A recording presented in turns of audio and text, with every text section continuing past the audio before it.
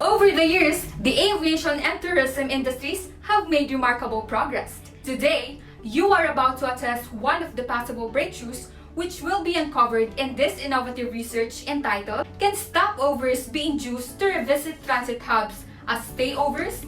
A new perspective on the relationship between air transportation and tourism. This paper was authored by Chuanzong Tang, David Weaver, and Laura Lawton that was published in the year 2017 in the Journal of Air Transport Management. This research examines the potential of transit hubs and affiliated airlines to stimulate future stayovers by stopovers, securing new market opportunities for the host destination. Data came from 694 stopovers who transited with Singapore Airlines through Singapore Changi International Airport. And 9 selected services and facilities grouped as high influence, low influence, and selected influence simulated stopovers to visit interest, of which Singapore Girl and Butterfly Garden were most influential. As these utilitarian services provide more, the hub airport and the national carrier are thus framed as a quasi-destination, and strategies are advised to maximize their conversion potential.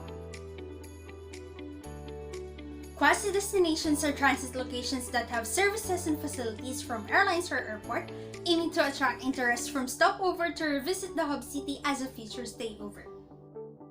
Singapore Girl is an Asian flight attendant icon and one of the airline industry's most instantly recognized figures because they embody the spirit of service. Transit hubs are usually known for their indispensable role in connecting flights among regions. However, it does not generate nor receive substantial revenue and is usually regarded by the tourist as a necessary inconvenience. Thus, this research explored the potential of hub airports and affiliated airlines to function as a quasi-destination that could interest some stopover tourists into becoming future stayovers. The APSI framework was utilized to assess the level of awareness, participation, satisfaction, and influence of the 22 generic and specific services and facilities, which are 13 are from Changi Airport and 9 are from Singapore Airlines. In the survey, Likert scale questions following the APSI framework were applied to 18 years old and above respondents who had stopover but no prior stayover experience from the last 2 years before the survey was conducted. A 3-point Likert scale question was used to evaluate the awareness of the respondents towards the relevant services and facilities, while a 5-point Likert scale question were applied to examine their satisfaction and influence level. Ward's method is used as the most acceptable method for clustering quantitative variables in tables 3 and 4 when the target group's proportion are approximately equal. Table 1. Changi Airport and Singapore Airlines were divided into 3 groups, explicitly, implicitly, and non-deliberate groups. Non-deliberate groups and implicitly deliberate groups are services that has high awareness, participation, and satisfaction which can generate interest to revisit.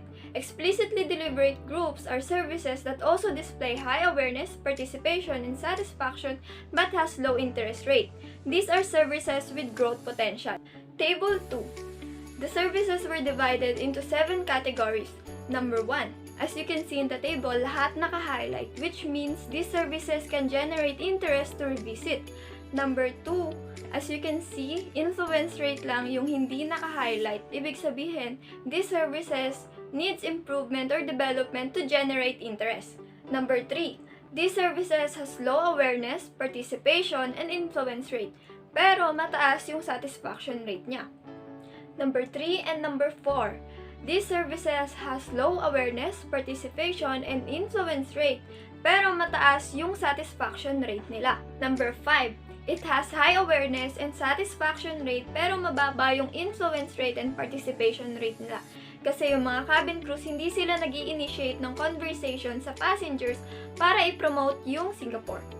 Number 6. As you can see, mababa yung participation and influence rate niya kasi yung services na to ay para lang dun sa may over 5 hours transfer time. Lastly, these services only have high satisfaction rate. Table 3 is about the influence means of services by clusters. The variables should be not higher than 80% but not lower than 20%. So only 9 activities or services lang yung nakapasok sa criteria na to. Table 4 shows independent variables that can generate high interest, which are average transfer time of 3 hours or more, postgraduate education, and yung mga nagre-reside sa Grand China. Also, this table shows na walang gender influence.